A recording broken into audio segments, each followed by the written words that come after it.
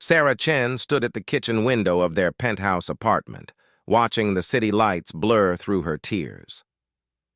The award ceremony had ended 3 hours ago, where she and Michael had smiled for cameras, accepted their couple of the year recognition from the business community, and delivered a speech about their successful partnership in both love and enterprise. Now, in the quiet of their home, the weight of their crumbling marriage pressed down like a heavy blanket. Michael sat at their marble dining table, still in his tuxedo, staring at his phone. The silence between them felt like a chasm that had been growing wider each day for the past 6 months. "We can't keep doing this," Sarah whispered, her voice barely audible over the hum of the city below.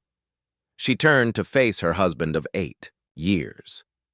The man who had once made her laugh until her sides hurt, who had held her through her father's death, who had believed in her dreams when no one else would. Michael looked up from his phone, his dark eyes reflecting the same exhaustion. She felt. "Doing what, Sarah? Being successful? Building the empire we always dreamed of?" His voice carried a bitter edge that made her heart clench.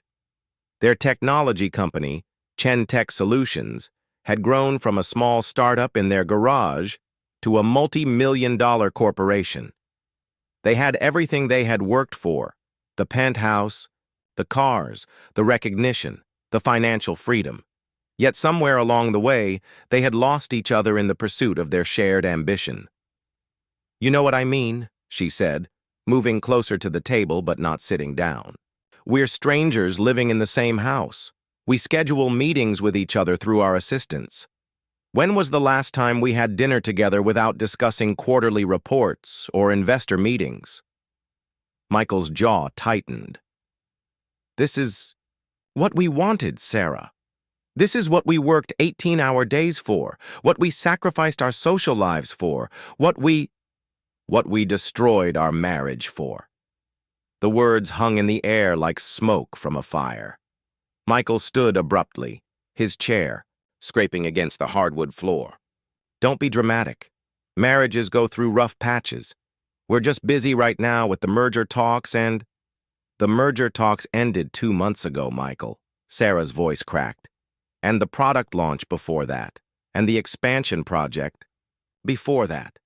There's always something, and there's never us." She remembered the early days when they would work side by side in their tiny apartment, sharing Chinese takeout and dreams. They would talk for hours about their future, not just their business plans, but their life together. They talked about traveling to Italy, about the house they would buy with a garden where Sarah could grow her beloved roses, about the children they would raise to be kind and curious. Now, Michael's phone buzzed incessantly with notifications, and even during this conversation, she could see his attention splitting between her and the screen. Their last vacation had been canceled for an emergency board meeting.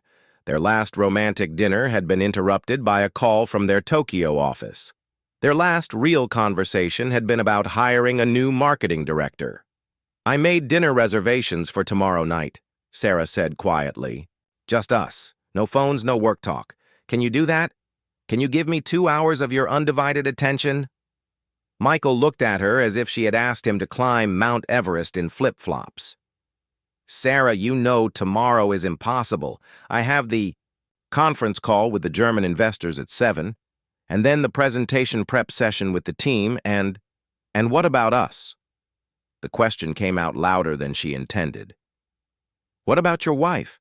What about the woman who believed in you when you were just a college dropout with a crazy idea? What about the partnership that built all of this?" She gestured around their beautiful, cold apartment. For a moment, something flickered in Michael's eyes. Recognition, perhaps, or regret. But then his phone rang, the sharp sound cutting through the moment like a knife. He glanced at the screen, and Sarah could see the familiar transformation happen. His face shifted into business mode, the brief vulnerability disappearing behind. "The mask of the successful CEO. I have to take this," he said, already reaching for the phone. "It's the Singapore deal." Sarah felt something break inside her chest. a small but significant fracture in the foundation of who she thought they were. She nodded slowly, turned away, and walked toward their bedroom, leaving Michael to his call, to his empire, to the success that had somehow become more important than the love that had built it all. The next morning, Sarah woke up alone. Michael's side of the bed was cold and untouched, which meant he had spent another night in his home office, probably falling asleep at his desk while reviewing contracts or answering emails from their international partners. She found him exactly where she expected, slumped over his mahogany desk, still wearing yesterday's dress shirt, now wrinkled and unbuttoned at the collar. His laptop screen glowed with spreadsheets and financial projections. Empty coffee cups and energy drink cans created a small graveyard around his workspace. "Michael," she said softly, touching his shoulder. He jerked awake, momentarily disoriented, blinking at her as if trying to remember who she was. "What time is it?" he mumbled, running his hands through his disheveled hair. 7:30. You have that conference call in 30 minutes. Sarah's voice was flat, emotionless. She had become his human alarm clock, his schedule keeper, his assistant in their own home. Right. The Germans. He stretched, wincing as his back protested against the uncomfortable position he had slept in. "Can you call Maria and tell her to push the lunch meeting back an hour, and I'll need the Henderson files on my desk before—" "No." The single word fell between them like a stone. Michael stopped mid-sentence, looking at her with confusion. "What?" I said no. "I'm not your assistant, Michael. I'm your wife, or at least I used to be." Sarah's hands trembled slightly as she spoke.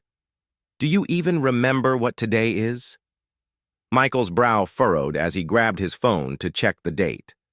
Sarah watched his face, hoping to see recognition, hoping for that moment of remembrance that would prove she still mattered to him. Nothing. His expression remained blank. "It's our anniversary," she whispered. 8 years ago today we got married in that little chapel in Vermont. You said I looked like an angel in my grandmother's dress. We danced to that old jazz song until the reception hall had to kick us out. You promised me that no matter how successful we became, we would never forget why we fell in love. The color drained from Michael's face.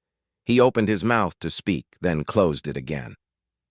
His phone buzzed with a reminder about the conference call, and Sarah watched him glance at it instinctively. "You don't remember," she said. "It wasn't a question." "Sarah, I'm sorry. I've been so caught up with the expansion project and the new investors and—" "Stop!" She held up her hand. "Just stop making excuses. The truth is, our marriage isn't on your priority list anymore. Maybe it never was. Maybe I was just part of the business plan, the supportive wife who would help you build your empire." "That's not fair," Michael said, standing up and moving toward her. "You know how much you mean to me. You know that everything I've built, we've built together." "Have we?" Sarah's laugh was hollow. "When was the last time you asked me what I wanted? What my dreams were? What made me happy? You assume I want the same things you do, but you never actually ask." She walked to the window overlooking their garden, or what was supposed to be their garden. Instead of the rose bushes she had dreamed of planting, there was only perfectly manicured grass and geometric hedges maintained by a landscaping service. Even their outdoor space had been sanitized, of personality and dreams. "I wanted children, Michael. I wanted Sunday morning pancakes and family vacations and bedtime stories. I wanted us to slow down long enough to actually live the life we were working so hard to afford." Her voice grew quieter with each word. "But every time I brought it up, you said, next year or after this project, or when things settle down. Things never settled down because you never let them." Michael's phone rang again. The conference call.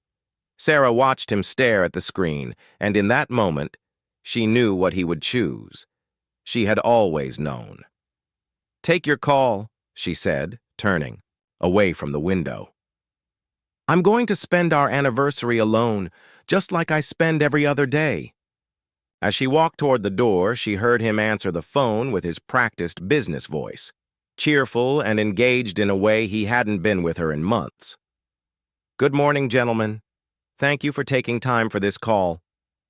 Sarah closed the door behind her and leaned against it, feeling the weight of 8 years of love slowly crumbling into dust. In the hallway mirror, she caught sight of herself, still beautiful at 32, but with sadness etched around her eyes and a loneliness that expensive clothes couldn't hide. She had spent so many years being Mrs. Michael Chen, the successful entrepreneur's wife, that she had forgotten who Sarah was underneath it all. Today, on what should have been a celebration of their love, she realized she might need to remember how to be just Sarah again. 2 weeks after their forgotten anniversary, Sarah made a decision that would change everything. She had been cleaning out Michael's home office while he was at another late meeting, trying to organize the chaos of papers and empty cups that had taken over their living space when she found the letter. It was tucked between the pages of a quarterly report, written on expensive stationery with Michael's company letterhead. At first, she thought it was business correspondence, but the handwriting was personal, intimate even. The letter was dated 3 months ago, signed with a name that made Sarah's blood run cold. Rebecca Martinez, the new marketing director they had hired 6 months earlier. "My dearest Michael," the letter began, and Sarah's hands shook as she read further. "Last night meant everything to me. I know this situation is complicated, but I can't deny what I feel for you anymore. You said Sarah doesn't understand the pressure you're under, that she's become distant and cold. I want you to know that I see you, really see you, in a way that perhaps she no longer can." The letter continued with intimate details that made Sarah's heart shatter into pieces. Rebecca wrote about late dinners that Sarah had assumed were client meetings, about weekend business trips that Sarah had supported because she thought they were important for their company. She wrote about plans for a future together, about how Michael had confided that his marriage felt more like a business partnership than love. Sarah sank into Michael's leather chair, the letter trembling in her hands. Everything made sense now. The phone calls he wouldn't take in front of her, the sudden need for so many evening meetings, the way he seemed to come alive when he talked about work, but remained distant and distracted at home. She remembered Rebecca from the company holiday party. Tall, confident, with an easy laugh and the kind of ambitious energy that Michael had once found in Sarah herself. Rebecca was 28, unmarried, and completely devoted to her career. She was everything Sarah used to be before 8 years of marriage and compromise had worn down her edges. The office door opened, and Michael walked in, stopping short when he saw Sarah sitting at his desk. His eyes immediately went to the letter, in her hands, and his face went white. "Sarah, I can explain." "Can you?" She stood slowly, still holding the letter. "Can you explain how you've been having an affair for 3 months while I've been trying to save our marriage? Can you explain how you told another woman that I don't understand you, that I've become cold and distant?" Michael closed the door behind him and leaned against it as if he might need to prevent her from leaving. "It's not what you think. Rebecca and we never... I mean, yes, we've grown close, but what, Michael? But it's just emotional? But you haven't slept with her." Sarah's voice was eerily calm, which seemed to frighten him more than if she had screamed. "This letter suggests otherwise. It talks about last night in rather explicit terms." He ran his hands through his hair, a gesture she had once found endearing but now recognized as his tell when he was trying to figure out how to manipulate a situation to his advantage. "Sarah, you have to understand. We've been growing apart. For months. You're always angry with me about work, about the time I spend building our future. Rebecca understands the demands of what I'm trying to accomplish. Our future?" Sarah laughed, but there was no humor in it. "You mean your future? When did my dreams stop mattering? When did I become the obstacle to your success instead of your partner in it?" She walked around the desk to face him directly. "I've been trying so hard to get your attention, to make you see that we were losing each other. I planned dinners you canceled, scheduled time together you postponed, Tried to talk to you about having children you dismissed as not the right time, all while you were pouring your emotional energy into another woman. It's not like that, Michael said desperately. Rebecca and I work together. We share the same goals, the same drive. With you, every conversation becomes about how I'm not present enough, how I'm not the same person I used to be. She doesn't make me feel guilty for wanting success. I made you feel guilty? Sarah's voice broke slightly. I was trying to make you feel loved.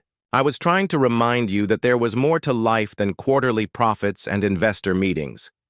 I was trying to save us.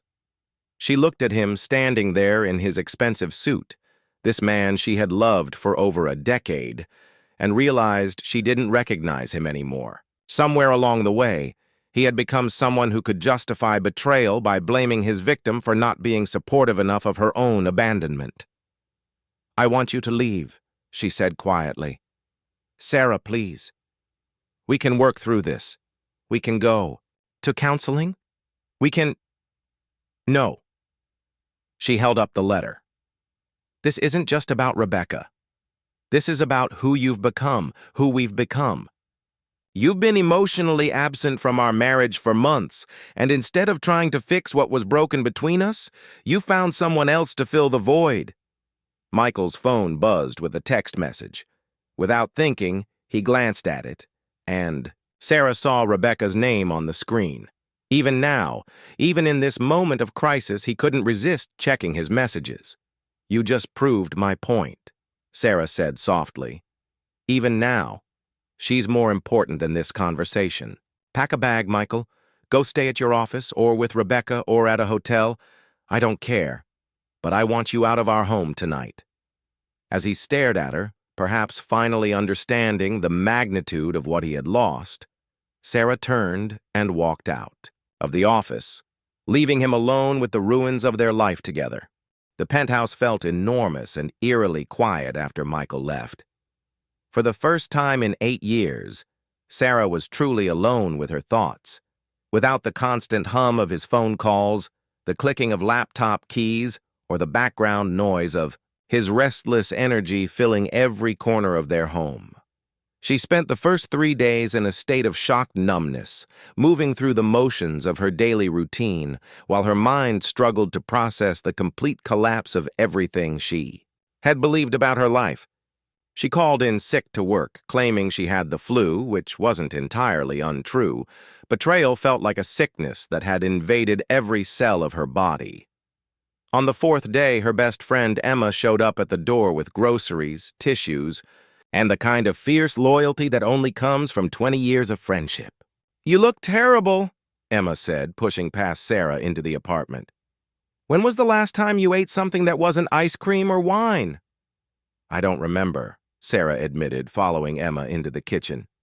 Everything tastes like cardboard. Anyway, Emma began unpacking groceries with the efficiency of someone who had helped friends through breakups before, but never one quite like this. Have you talked to a lawyer yet? The word lawyer hit Sarah like a physical blow. It made everything real in a way that finding the letter somehow hadn't. I can't think about that yet. I keep hoping I'll wake up and this will all be some horrible nightmare. Honey, Emma said gently, abandoning the groceries to pull Sarah into a hug. Michael made his choice. He chose Rebecca over your marriage. He chose his ego over your heart. You didn't cause this, and you can't fix it by wishing it. Oh, wait. Sarah collapsed into her friend's arms, finally allowing herself to cry the way she had needed to since that night in Michael's office. All the tears she had held back while trying to be strong, while trying to understand how her marriage had imploded so completely. I keep thinking about all the signs I missed, Sarah sobbed. The way he started working out again, buying new clothes, how he suddenly needed to travel more for business, the way he stopped touching me casually.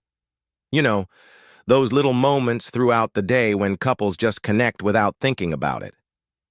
When did that stop? How did I not see what was happening? Emma stroked her hair the way she had when they were teenagers dealing with high school heartbreak. You didn't see it because you trusted him, because you believed in your marriage. That's not stupidity, Sarah. That's love. They spent the afternoon going through photo albums, and Sarah was startled to realize how many pictures from recent years showed her smiling alone. At company parties while Michael worked the room, at restaurants while he checked his phone, at their home while he took calls in the other room. She had been disappearing from her own life slowly, becoming background decoration in Michael's ambitious narrative. "Look at this one," Emma said, pointing to a photo from their 5th anniversary. "Look at how he's looking at you." In the picture, Michael's eyes were completely focused on Sarah's face as she laughed at something he had said. His expression was soft, adoring, full of the kind of love that makes people believe in forever. Sarah remembered that dinner, how they had talked for hours about their dreams, how he had surprised her with a weekend trip to the bed and breakfast where they had spent their honeymoon. "What happened to that man?" Sarah whispered. "Success happened," Emma said bluntly. "Money happened, power happened, and instead of growing together, you grew apart. But Sarah, that doesn't mean you failed. It means you became different people who wanted different things." That evening, after Emma left, Sarah did something she hadn't done in years. She called her mother. Her parents had never completely approved of Michael, finding him too ambitious and too focused on material success, but they had accepted him because he made their daughter happy. "I was wondering when you would call," her mother said without preamble. "I could feel something was wrong." Sarah told her everything: the forgotten anniversary, the emotional distance, finding Rebecca's letter, the way Michael had blamed her for not being supportive enough of his neglect.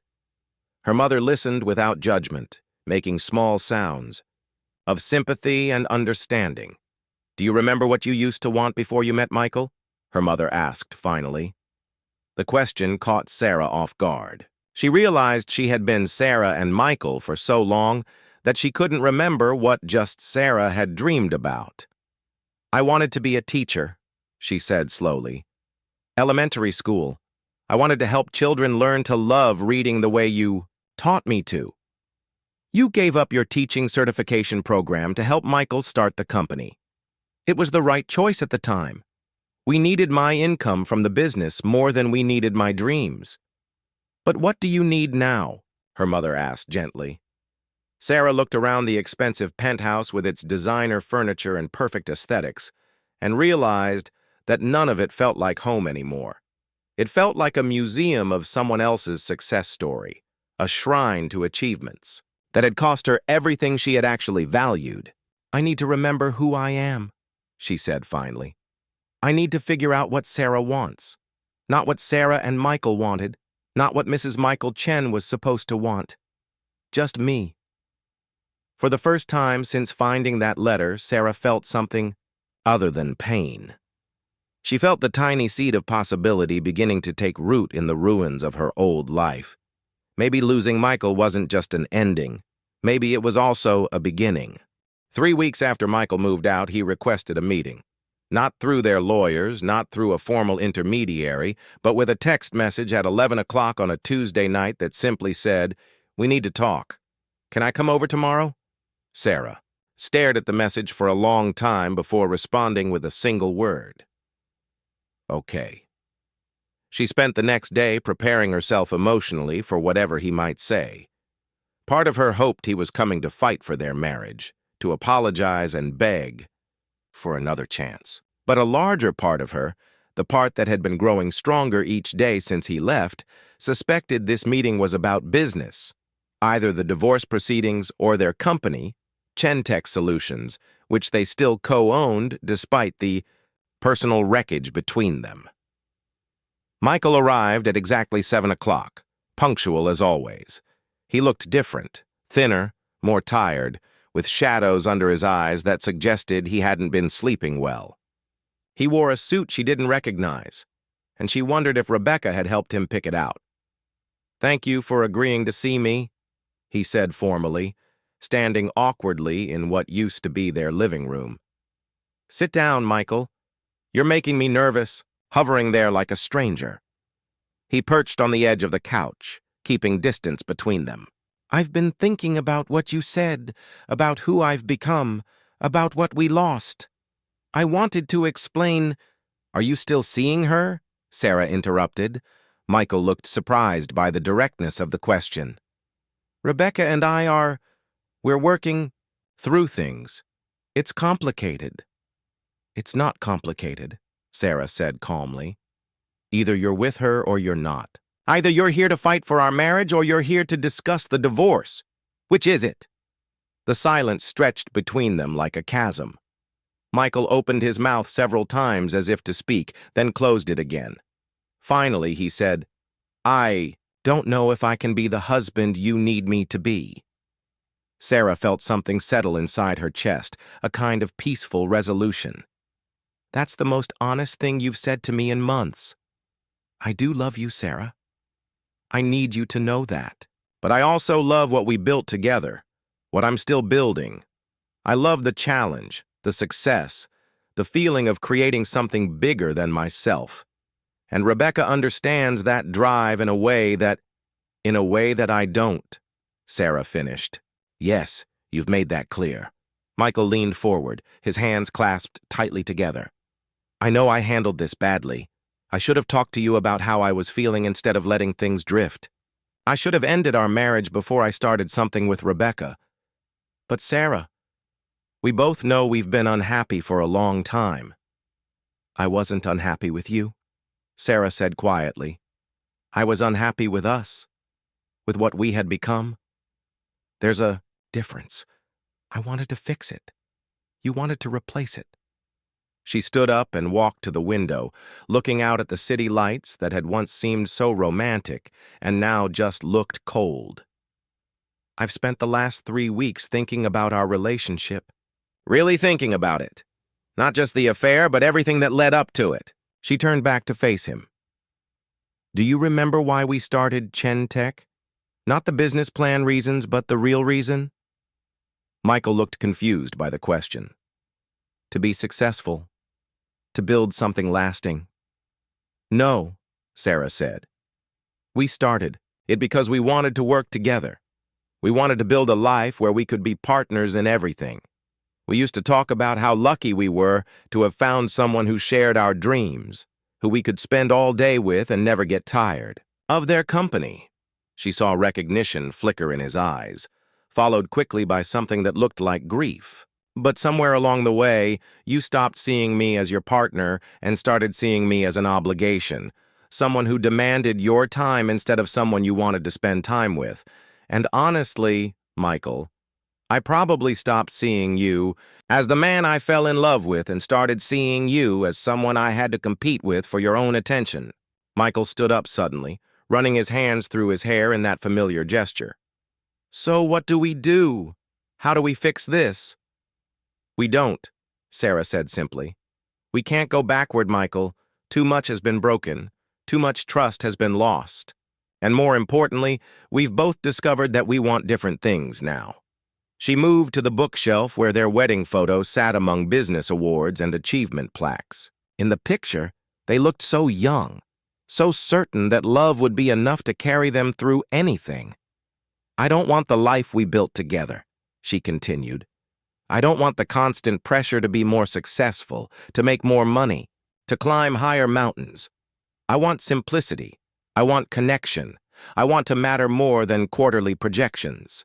And I can't give you that, Michael said, his voice barely a whisper. No, Sarah agreed. You can't, because you don't want it. You want what you have with Rebecca, someone who matches your ambition, who doesn't ask you to choose between success and love, because she sees them as the same thing. They looked at each other across the room, and for a moment, Sarah saw a flash of the young man who had once promised her everything. But it was just an echo now, a shadow of who they used to be. I'm going to buy out your share of Chen Tech, Michael said finally. You deserve to walk away with enough to start over, to build whatever life you want, without having to worry about money. Sarah nodded. It was a generous offer, and probably the last kind gesture they would share as husband and wife. Thank you, she said. I think that's best for both of us. Michael moved toward the door, then stopped. Sarah, I really did love you. I want you to know that what happened between us doesn't erase what we had. I know, she said. And I love you too, Michael. I love the man you were. And I hope you find happiness with the man you've become. I just can't be part of that journey anymore. After he left, Sarah sat in their living room one last time, feeling the weight of 8 years settling around her like dust. Tomorrow, she would call her lawyer and begin the formal process of ending their marriage. But tonight, she allowed herself to grieve for what they had lost and to feel grateful for what they had shared, even if it hadn't been enough to last forever. 6 months later, Sarah stood in front of Roosevelt Elementary School, holding a box of supplies and feeling nervous in a way she hadn't experienced since her first day of college. At 33, she was starting over completely. New career, new apartment, new life built from the ground up on what she actually wanted rather than what she thought she should want. The divorce had been finalized 2 months earlier. True to his word, Michael had been generous with the financial settlement, allowing her to walk away with enough money to live comfortably while she figured out her next chapter. She had used part of it to go back to school and complete her teaching certification, something she had abandoned years earlier to help build Chentech. Her new apartment was a modest 2-bedroom in a neighborhood full of families and dog walkers, about as different from the sterile penthouse as she could imagine. She had filled it with plants, books, and furniture that prioritized comfort over status. Her favorite addition was the small balcony where she had started a container garden, including the rose bushes she had dreamed of for years. "You must be Sarah," said a warm voice behind her. She turned to see a woman about her age with kind eyes and paint-stained fingers. "I'm Jennifer Martinez, the art teacher. Welcome to our chaotic little family." Sarah smiled, wondering if she would ever stop noticing when people shared Rebecca's last name. "Thank you. I'm excited to be here and honestly a little terrified." 3rd grade, right? They're wonderful at that age. Old enough to have real conversations, but young enough to still believe in magic. You're going to love them. As Jennifer led her through the halls toward her classroom, Sarah marveled at the energy of the place. Children's artwork covered every available wall space, and she could hear the sound of laughter and learning coming from behind colorful doors. It felt alive in a way that corporate offices never had. Her classroom was small but bright, with big windows overlooking a playground where kids were already gathering for the start of the school year. Sarah began unpacking her supplies, arranging books and art materials, creating the kind of warm, welcoming environment she hoped would help her students love learning. "Mrs. Chen?" A small voice made her turn around. A boy of about 8 stood in the doorway, backpack slung over one shoulder, looking uncertain. "Actually, it's Ms. Sarah now," she said gently. "But you can call me Ms. Sarah. What's your name?" "Marcus," he said, stepping into the room. "My mom said you're our new teacher. Are you nice?" Sarah laughed, charmed by his directness. "I hope so. I'm certainly going to try to be. Are you excited about 3rd grade?" "Kinda. My dad says 3rd grade is when school gets serious and you have to work really hard all the time." Marcus looked around the classroom, taking in the reading corner with its colorful pillows and the art station with its array of supplies. "Well," Sarah said, kneeling down to his level, "I think learning should be fun, too. We'll work hard, but we'll also play games and tell stories and create beautiful things. Does that sound okay to you?" Marcus's smile transformed his whole face. "That sounds awesome." As more children began filtering into the classroom with their parents, Sarah felt something she hadn't experienced in years: pure joy in her work. These children looked at her with curiosity and trust, expecting her to guide them and teach them and help them discover new things about the world. It was a responsibility that felt both daunting and deeply meaningful. During lunch break, she sat in the teacher's lounge and pulled out her phone to find a text message from Emma. "How's the first day going? Are you regretting leaving your corporate millions to wrangle 8-year-olds? Sarah typed back, "Best decision I ever made. I forgot how good it feels to do work that actually matters." Another message appeared, this one from her mother. "Your father and I are so proud of you, honey. It takes courage to start over and choose happiness over security." As she packed up her things and prepared to leave her classroom, Sarah caught sight of her reflection in the window. The woman looking back at her was different from the one who had stood in that penthouse kitchen 9 months ago, crying over a marriage that was already over. This woman had laugh lines around her eyes again, color in her cheeks, and a sense of purpose that had nothing to do with quarterly profits or business achievements. Walking to her car, she passed the school garden where some of the older students had planted vegetables and flowers. She made a mental note to ask if her class could participate in the spring planting. The idea of watching seeds grow into something beautiful, of teaching children about patience and nurturing and the simple miracle of growth, filled her with excitement. Her phone rang as she was driving home, and Emma's name appeared on the screen. "So?" Emma demanded without preamble. "How was it? Tell me everything." "It was perfect," Sarah said, and meant it completely. I had forgotten what it felt like to wake up excited about going to work. These kids are amazing. They're curious and funny, and they see magic in everything. One little girl asked me if books could talk to each other when the library was closed at night." "That's adorable. And how are you feeling about everything else? Any regrets?" Sarah considered the question as she stopped at a red light. "No regrets. I'm sad about how things ended with Michael, but I'm not sad about where I am now. I feel like myself again for the first time in years." "Good. You deserve to be happy, Sarah. You deserve to build a life that feels like your own."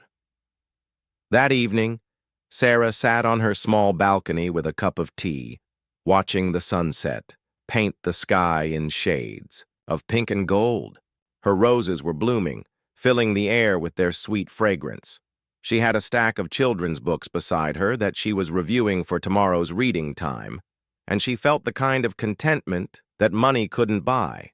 Her neighbor, Mrs. Patterson, waved from her own balcony. "How was your first day, dear?" "Wonderful," Sarah called back. "The children are delightful." "Teaching is a gift," Mrs. Patterson said. "My late husband was a teacher for 40 years. He always said that the best part wasn't what he taught the children, but what they taught him about wonder and possibility." After Mrs. Patterson went inside, Sarah opened one of the picture books she had selected for her class. It was about a little seed that was afraid to grow because it didn't know what kind of flower it would become. But with sunlight and water and patience, it eventually bloomed into something beautiful and unique. As she read, Sarah realized that the story was a perfect metaphor for her own journey. She had been so afraid of leaving the security of her marriage and her established life that she had almost missed the opportunity to discover who she really was underneath all the roles and expectations.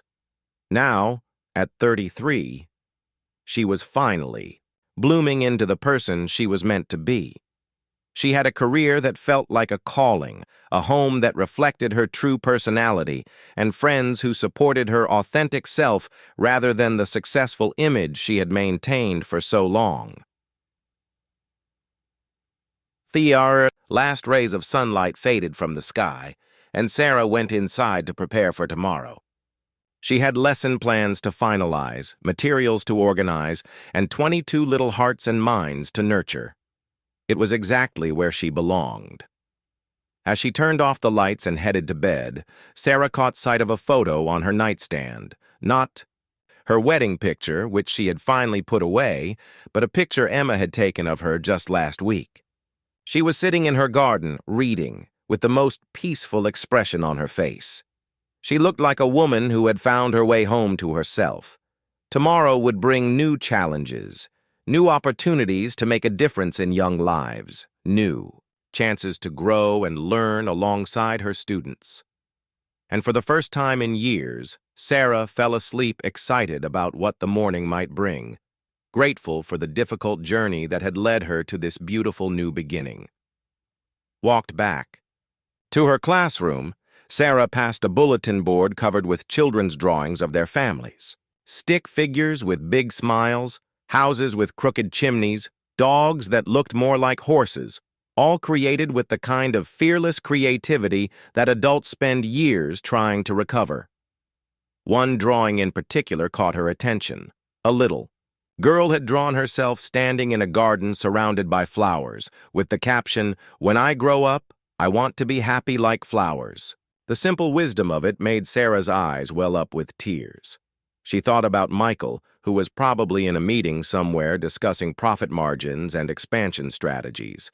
She wondered if he was happy with Rebecca, if he had found the partnership he was looking for. She hoped so. She genuinely hoped he had found what he was searching for, even if it hadn't been her. The afternoon flew by in a whirlwind of getting-to-know-you activities, classroom rule discussions, and excited chatter about the year ahead. When the final bell rang and the last parent picked up their child, Sarah sat at her desk and looked around her classroom. Her classroom, where she would spend the next 9 months helping young minds discover the joy of reading, the magic of stories, the satisfaction of solving problems and creating beautiful things.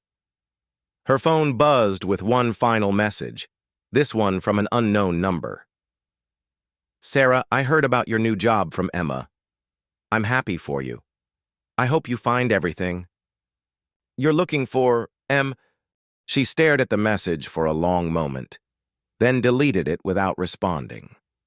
Michael was part of her past now, part of the journey that had brought her to this moment, but not part of the path moving forward. As she